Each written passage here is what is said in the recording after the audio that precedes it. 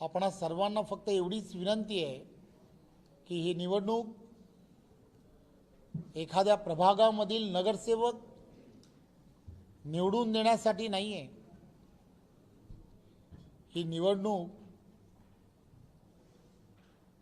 पुढच्या पिढीचं भविष्य ठरवणारी अशी निवडणूक आहे। त्यामुळे चुकीच्या विचारधारांच्या हाती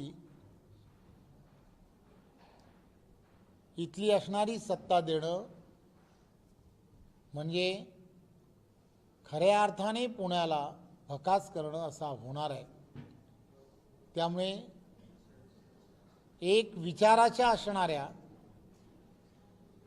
एनडीएचं केंद्रातलं सरकार आणि महाराष्ट्रातलं देवेंद्रजींच्या नेतृत्वातलं महायुतीचं सरकार या एक विचाराच्या सरकाराला जर आपण प्राधान्य दिलं, आपण देणारच आहात,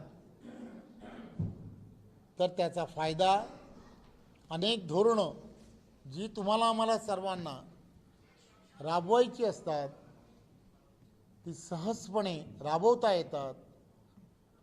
जसं की नव्याने झालेलं एअरपोर्ट, या सगळ्या गोष्टी केंद्र आणि राज्य मध्ये एक विचाराचं सरकार असल्यामुळे झाले आहेत। आणि आपण पाहिलं असेल की या अगोदर महायुतीच्या सरकारच्या अगोदर असणारं महाविकास आघाडीचं जे सरकार होतं, सर्व प्रकल्प हे बंद झाले होते। त्यामुळे ह्या सर्व प्रकल्पांना गतिमान करणं किंवा याहूनही अधिक मोठ्या प्रमाणामध्ये प्रकल्प आणणं आणि पुण्याला एक विकसित पूर्ण करणं, यासाठी तुमच्या सर्वांची सहकार्याची गरज आहे। धन्यवाद। सर, तुम्ही आता सर्व विकास कामांची यादी वाचून दाखवली, मात्र हे करत असताना महापालिका भ्रष्टाचाराने पोखरलेल्या आहेत आणि राज्यात लुटारू गँग तयार झालेली आहे असा गंभीर आरोप तुमच्यासोबत सत्तेत असणाऱ्या अजित पवारांनी काल पिंपरीत केलेला आहे।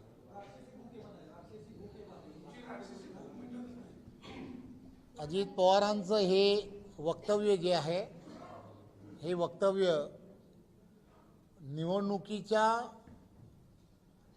पार्श्वभूमीवरती असणारं हे वक्तव्य आहे असं मला वाटतं।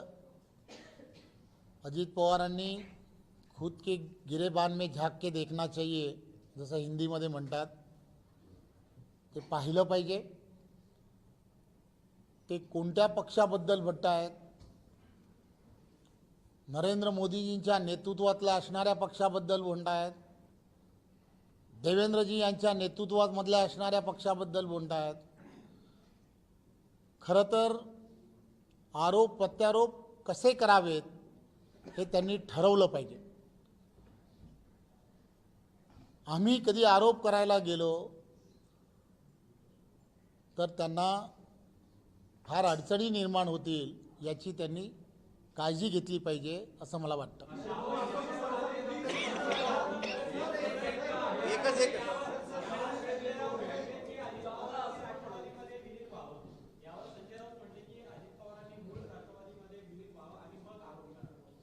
एक गोष्ट लक्षात घेतली पाहिजे की ही निवडणूक जी आहे, ही निवडणूक मी जसं म्हटलं की ही निवडणूक विकसित पुण्यासाठी असणारी निवडणूक आहे।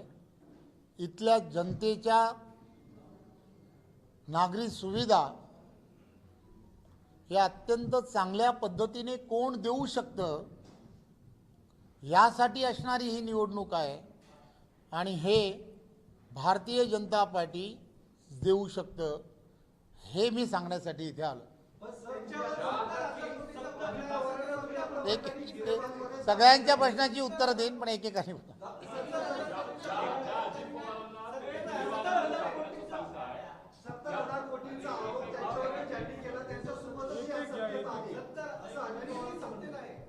मी तुम्हाला काल त्यांनी केलेला आरोप जो आहे तो जेव्हा त्यांनी केला तर त्याला मी उत्तर जे काही द्यायला हवं होतं त्या उत्तराला, त्यांच्या असणाऱ्या जो प्रश्न किंवा त्यांनी दिलेलं जे उत्तर होतं त्या उत्तराला अनुसरून जे उत्तर हवं होतं मला असं वाटतं. त्यामुळे ते पुस्तक त्यांचं बंद होईल यात नक्की. तुमचे बिनविरोध झाले अनेक नगरसेवक बिनविरोध कर्नाटकमध्ये सातारा बघा पुण्यातलं बघा किंवा इतर सगळं पहिल्यांदा असं झालंय. संजय राऊत असं म्हणतात की 5-5 कोटी रुपये दिले गेले. दुसरीकडे निवडणूक आयोगानं चौकशी करायची ठरले. हे सगळे जे बिनविरोध आहेत ना आणि भाजपचीच ती आकडेवारी आहे. दुसऱ्या कुठल्याच पक्षात बिनविरोध झाला नाही. हे दोन गोष्टी काय लक्षात घेतल्या पाहिजेत की आपण ज्या भागांमध्ये निवडणुकीला बिनविरोध झालेत ते का झालेत याची कधीतरी चौकशी करायला हवी. मी चौकशी करायला हवी. तुम्ही विचारलेत प्रश्न पूर्ण तर उत्तर देऊ द्या. या सगळ्या गोष्टींमध्ये गेल्या वर्षानुवर्ष त्या भागांमध्ये शिवसेना भारतीय जनता पार्टी महायुतीचं असणारी त्या ठिकाणी कल्याण डोंबिवलीमध्ये दोघांमध्येच लढत असते आणि त्या ठिकाणी असं झालं आहे की त्या ठिकाणी महायुती झाली. महायुती झाल्यामुळे वर्षानुवर्ष त्या ठिकाणी विरोधक जे आहेत किंवा विरोधी पक्षांमध्ये कोणी शिल्लक राहिलेलं नाही. त्यामुळे तो आलेला रिझल्ट जो आहे तो त्यामुळे आलेला रिझल्ट आहे. तुम्ही आकडेवारी या अगोदर जरी पाहिली एक नगरसेवक फक्त राष्ट्रवादीमधला तिथे होता. बाकी सर्व शिवसेना आणि भारतीय जनता पार्टीचेच होते. महायुती झाली त्यामुळे त्या ठिकाणची परिस्थिती तशी आहे. संजय राऊत असं म्हणतात की निवडणूक बिनविरोध करण्यासाठी भाजपकडनं 5-5 कोटी रुपये जे आहेत ते उमेदवारांना वाटले जातात. संजय राऊतांचे आरोप हे बिनबुडाचे असतात हे आपण सर्वांना माहीत आहे. त्यामुळे त्यामध्ये फार बोलावं असं मला वाटत. 70,000 कोटीचा आरोप ज्यांनी माझ्यावरती केला होता त्यांच्यासोबत मी आता सत्तेत आहे असा खुलासा झाला. मी तुम्हाला पुन्हा तेच सांगेन की त्यांनी जे म्हटलं त्याला मी एका वाक्यात जे म्हणायला पाहिजे होतं ते मी ऑलरेडी म्हटलं आहे. मी आज या ठिकाणी प्रेसला यासाठी आलो आहे की पुणे महानगरपालिकेतील जनता यांनी भारतीय जनता पार्टीलाच मतदान का द्यावं तर इथल्या असणाऱ्या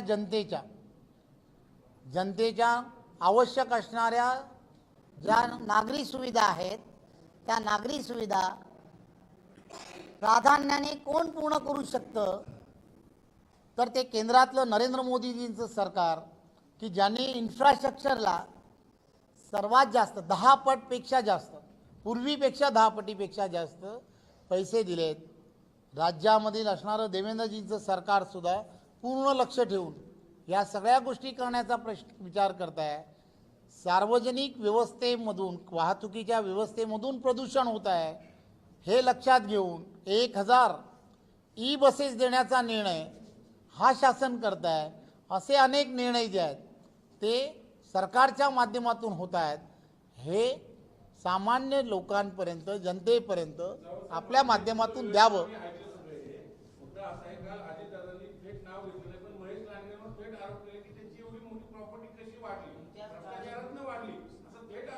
एक गोष्ट लक्षात घेतली पाहिजे त्यांनी हे मीडियामध्ये बोलण्यापेक्षा कोणी त्या संदर्भामध्ये अनेक यंत्रणा आहेत त्या यंत्रणाकडे जायला हवं.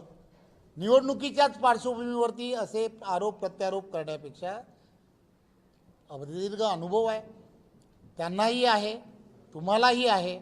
अशा सगळ्या गोष्टी निवडणुकीच्या पार्श्वभूमीवरती बोलण्यापेक्षा एवढ्या वर्षामध्ये तुम्हीही तिथेच आहात तेही तिथेच आहेत ते करायला हवं होतं. ते न करता फक्त निवडणुकीच्या पार्श्वभूमीवरती बोलतायत असं मला वाटतं.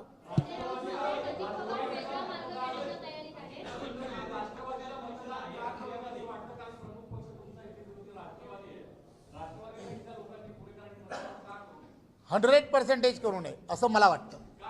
मी भारतीय जनता पार्टीचा अध्यक्ष आहे. मी माझ्या पार्टीचा असणारा अजेंडा हा तुमच्या समोर ठेवला आहे. विकसित भारत हा जो आमचा अजेंडा आहे देशाचे पंतप्रधानांचा अजेंडा आहे देवेंद्र फडणवीस यांचा अजेंडा आहे तो मांडणं आणि तो मांडत असताना त्या दिशा या पुण्याला देणं हे भारतीय जनता पार्टी करत आहे. त्यामुळे भारतीय जनता पार्टीलाच मतदान करावं. आपण लक्षात घ्या आपण जेवता कसे असे जेवता का कसे मी मला वाटलं म्हणून म्हणजे असे आपण जेवतो, बरोबर आहे, असं जेवणं हे योग्य होत नाही. त्यामुळे लक्षात घ्या, केंद्र आणि राज्यामध्ये भारतीय जनता पार्टीचंच सरकार आहे. त्यामुळे असं जेवलेलं कधी योग्य असतं. तुम्हालाही तसंच वाटतं आणि मलाही तसं वाटतंय. पण ठीक,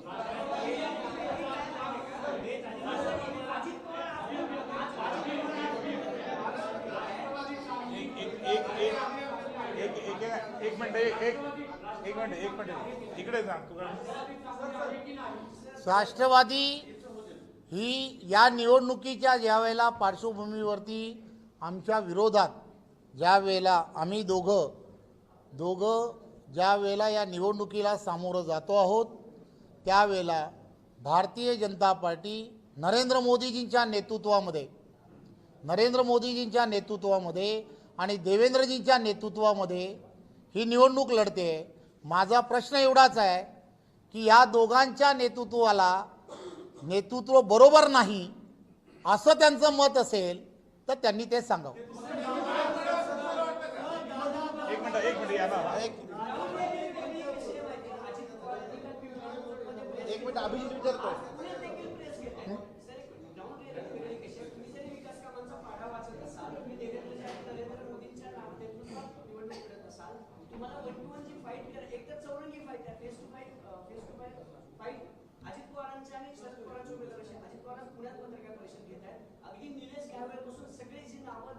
आरोप तुमच्या मंत्र्यांवरती झाले होते त्याला उत्तर ते देत आहेत. आज तुम्हाला ग्राउंड रियालिटी वेगळी वाटत नाही का? विकास कामं 10-14 वर्षापासूनची सांगून उमेदवार निवडून येतील पुण्यातले 165-120 जे काही तुम्ही टार्गेट केलं असं वाटतंय तुम्हाला? 100% एक गोष्ट लक्षात घ्या की देशाचे पंतप्रधान नरेंद्र मोदीजी आणि आदरणीय देवेंद्रजी यांच्या नेतृत्वातच संपूर्ण महाराष्ट्रामध्ये या स्थानिक स्वराज्य संस्था असतील किंवा सर्व निवडणुकांना भारतीय जनता पार्टी ही पुढे घेऊन जात असते. त्यामुळे आमच्याकडे अतिशय पारदर्शक असं नेतृत्व आहे आणि त्यामुळे आम्हाला खात्री आहे की या सगळ्या गोष्टींमध्ये पुणे शहरातील असणारे सुज्ञ नागरिक जे आहेत ते विकासाच्याच अजेंड्यावरती, डेव्हलपमेंटवरतीच मतदान करतील आणि जास्तीत जास्त जागा या निवडून देतील. अजित पवार सोडून काहीतरी विचारावं, फार विचारावं.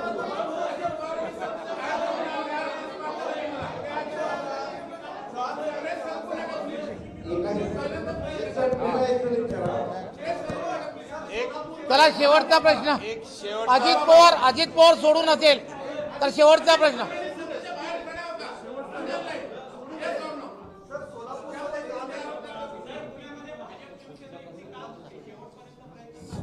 दोन गोष्टी लक्षात घेतल्या पाहिजेत की भारतीय जनता पार्टी, आमच्या भारतीय जनता पार्टीच्या वरिष्ठ नेतृत्वाने असं ठरवलं की सर्व ठिकाणी त्या ठिकाणचे असणारे कमिटी जे आहेत, महानगरपालिका म्हणून कमिटी त्या ठिकाणी नेमल्या होत्या. त्याचप्रमाणे महायुतीमधले असणारे आमचे घटक पक्ष जे आहेत, मग शिंदेसेना असेल, अजितदादांचे असतील, त्यांनीसुद्धा तशा कमिट्या तयार केल्या होत्या.